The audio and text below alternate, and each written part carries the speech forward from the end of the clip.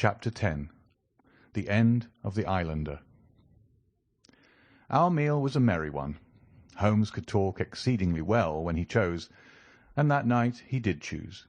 He appeared to be in a state of nervous exaltation. I have never known him so brilliant. He spoke on a quick succession of subjects, on miracle plays, on medieval pottery, on Stradivarius violins, on the Buddhism of Ceylon, and on the warships of the future, handling each as though he had made a special study of it. His bright humour marked the reaction from his black depression of the preceding days. Athelney Jones proved to be a sociable soul in his hours of relaxation, and faced his dinner with the air of a bon vivant. For myself, I felt elated at the thought that we were nearing the end of our task, and I caught something of Holmes's gaiety. None of us alluded during dinner to the cause which had brought us together. When the cloth was cleared, Holmes glanced at his watch and filled up 3 glasses with port. "One bumper," said he, "to the success of our little expedition. And now it is high time we were off. Have you a pistol, Watson?" "I have my old service revolver in my desk." "You had best take it, then. It is well to be prepared. I see that the cab is at the door. I ordered it for 6:30. It was a little past 7 before we reached the Westminster Wharf, and found our launch awaiting us. Holmes eyed it critically. "Is there anything to mark it as a police boat?" "Yes, that green lamp at the side." "Then take it off." The small change was made, we stepped on board, and the ropes were cast off. Jones, Holmes, and I sat in the stern. There was one man at the rudder, one to tend the engines, and 2 burly police inspectors forward. "Where to?" asked Jones. "To the Tower. Tell them to stop opposite Jacobson's Yard." Our craft was evidently a very fast one. We shot past the long lines of loaded barges as though they were stationary. Holmes smiled with satisfaction as we overhauled a river steamer and left her behind us. "We ought to be able to catch anything on the river," he said. "Well, hardly that. But there are not many launches to beat us." "We shall have to catch the Aurora, and she has a name for being a clipper. I will tell you how the land lies, Watson. You recollect how annoyed I was at being balked by so small a thing?" "Yes." "Well, I gave my mind a thorough rest by plunging into a chemical analysis. One of our greatest statesmen has said that a change of work is the best rest. So it is. When I had succeeded in dissolving the hydrocarbon which I was at work at, I came back to our problem of the Sholtos, and thought the whole matter out again. My boys had been up the river and down the river without result. The launch was not at any landing stage or wharf, nor had it returned. Yet it could hardly have been scuttled to hide their traces, though that always remained as a possible hypothesis if all else failed. I knew this man Small had a certain degree of low cunning, but I did not think him capable of anything in the nature of delicate finesse. That is usually a product of higher education. I then reflected that since he had certainly been in London some time, as we had evidence that he maintained a continual watch over Pondicherry Lodge, he could hardly leave at a moment's notice, but would need some little time, if it were only a day, to arrange his affairs. That was the balance of probability, at any rate. "It seems to me to be a little weak," said I. "It is more probable that he had arranged his affairs before ever he set out upon his expedition." "No, I hardly think so. This lair of his would be too valuable a retreat in case of need for him to give it up until he was sure that he could do without it. But a second consideration struck me. Jonathan Small must have felt that the peculiar appearance of his companion, however much he may have top-coated him, would give rise to gossip, and possibly be associated with this Norwood tragedy. He was quite sharp enough to see that. They had started from their headquarters under cover of darkness, and he would wish to get back before it was broad light. Now, it was past 3 o'clock, according to Mrs. Smith, when they got the boat. It would be quite bright, and people would be about in an hour or so. Therefore I argued that they did not go very far. They paid Smith well to hold his tongue, reserved his launch for the final escape, and hurried to their lodgings with the treasure box. In a couple of nights, when they had time to see what view the papers took, and whether there was any suspicion, they would make their way under cover of darkness to some ship at Gravesend or in the Downs, where no doubt they had already arranged for passages to America or the colonies. But the launch, they could not have taken that to their lodgings. Quite so. I argued that the launch must be no great way off, in spite of its invisibility. I then put myself in the place of Small, and looked at it as a man of his capacity would. He would probably consider that to send back the launch, or to keep it at a wharf, would make pursuit easy if the police did happen to get on his track. How then could he conceal the launch, and yet have her at hand when wanted? I wondered what I should do myself if I were in his shoes. I could only think of one way of doing it. I might land the launch over to some boat builder or repairer, with directions to make a trifling change in her. She would then be removed to his shed or yard, and so be effectually concealed, while at the same time I could have her at a few hours' notice. That seemed simple enough. It is just these very simple things which are extremely liable to be overlooked. However, I determined to act on the idea. I started at once in this harmless seaman's rig, and inquired at all the yards down the river. I drew blank at 15, but at the 16th, Jacobson's, I learned that the Aurora had been handed over to them 2 days ago by a wooden-legged man, with some trivial directions as to her rudder. "There ain't naught amiss with her rudder," said the foreman. "There she lies, with the red streaks." At that moment, who should come down but Mordecai Smith, the missing owner. He was rather the worse for liquor. I should not, of course, have known him, but he bellowed out his name and the name of his launch. "I want her to-night at 8 o'clock," said he. 8 o'clock sharp, mind, for I have 2 gentlemen who won't be kept waiting. They had evidently paid him well, for he was very flush of money, chucking shillings about to the men. I followed him some distance, but he subsided into an alehouse. So I went back to the yard, and happening to pick up one of my boys on the way, I stationed him as a sentry over the launch. He is to stand at water's edge and wave his handkerchief to us when they start. We shall be lying off in the stream, and it will be a strange thing if we do not take men, treasure, and all. "You have planned it all very neatly, whether they are the right men or not," said Jones. "But if the affair were in my hands, I should have had a body of police in Jacobson's yard and arrested them when they came down." Which would have been never. This man Small is a pretty shrewd fellow. He would send a scout on ahead, and if anything made him suspicious, lie snug for another week. "But you might have stuck to Mordecai Smith, and so been led to their hiding-place," said I. "In that case I would have wasted my day. I think that it is 100 to 1 against Smith knowing where they live. As long as he has liquor and a good pay, why should he ask questions? They send him messages what to do. No, I thought every possible course, and this is the best." While this conversation had been proceeding, we had been shooting the long series of bridges which span the Thames. As we passed the city, the last rays of the sun were gilding the cross upon the summit of St. Paul's. It was twilight before we reached the tower. "That is Jacobson's yard," said Holmes, pointing to a bristle of masts and rigging on the Surrey side. "Cruise gently up and down here under cover of this string of lighters." He took a pair of night glasses from his pocket and gazed some time at the shore. "I see my sentry at his post," he remarked, "but no sign of a handkerchief." "Suppose we go down-stream a short way and lie in wait for them," said Jones eagerly. We were all eager by this time, even the policemen and stokers, who had a very vague idea of what was going forward. "We have no right to take anything for granted," Holmes answered. "It is certainly 10 to 1 that they go downstream, but we cannot be certain.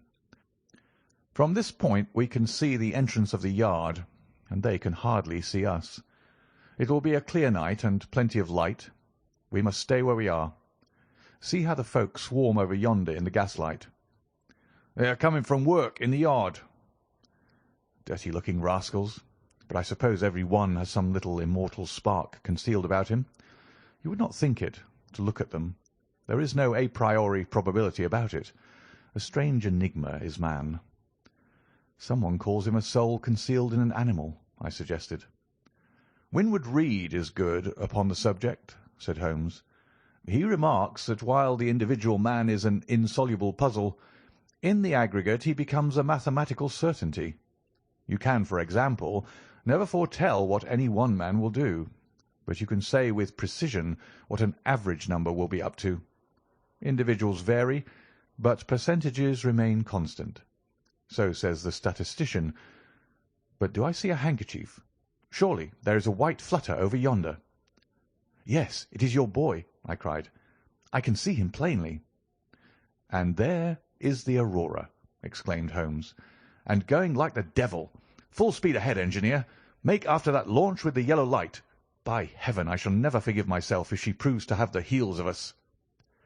She had slipped unseen through the yard entrance and passed behind 2 or 3 small craft, so that she had fairly got her speed up before we saw her. Now she was flying down the stream, near into the shore, going at a tremendous rate. Jones looked gravely at her and shook his head. "She's very fast," he said. "I doubt if we shall catch her." "We must catch her," cried Holmes between his teeth. "Heap it on, stokers. Make her do all she can. If we burn the boat, we must have them." We were fairly after her now. The furnaces roared and the powerful engines whizzed and clanked like a great metallic heart. Her sharp, steep prow cut through the river water and sent 2 rolling waves to right and to left of us. With every throb of the engines we sprang and quivered like a living thing. One great yellow lantern in our bows threw a long, flickering funnel of light in front of us. Right ahead a dark blur upon the water showed where the Aurora lay, and a swirl of white foam behind her spoke of the pace at which she was going. We flashed past barges, steamers, merchant vessels, in and out, behind this one and round the other. Voices hailed us out of the darkness, but still the Aurora thundered on, and still we followed close upon her track. "Pile it on, men! Pile it on!" cried Holmes, looking down into the engine-room, while the fierce glow from below beat upon his eager, aquiline face. "Get every pound of steam you can." "I think we can gain a little," said Jones, with his eyes on the Aurora. "I'm sure of it," said I. "We shall be up with her in a very few minutes." At that moment, however, as our evil fate would have it, a tug with 3 barges in tow blundered in between us. It was only by putting our helm hard down that we avoided a collision, and before we could round them and recover our way, the Aurora had gained a good 200 yards.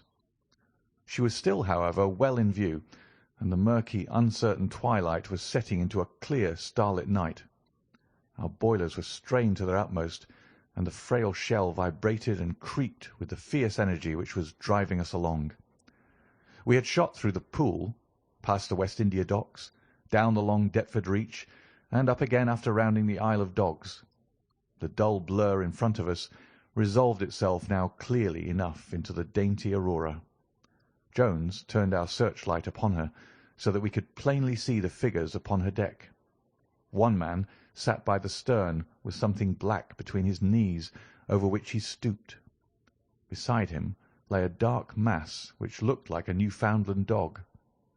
The boy held the tiller, while against the red glare of the furnace I could see old Smith, stripped to the waist and shovelling coals for dear life.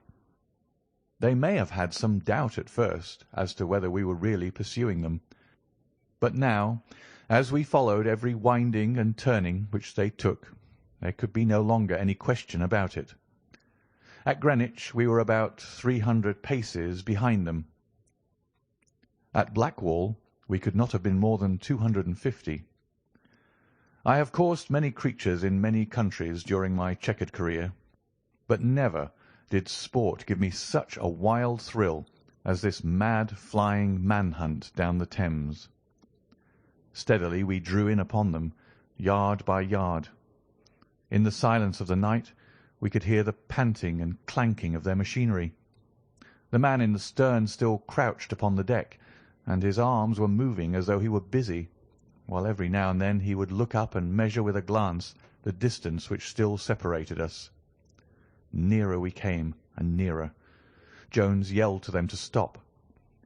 We were not more than 4 boats' lengths behind them, both boats flying at a tremendous pace. It was a clear reach of the river, with Barking Level upon one side and the melancholy Plumstead marshes upon the other.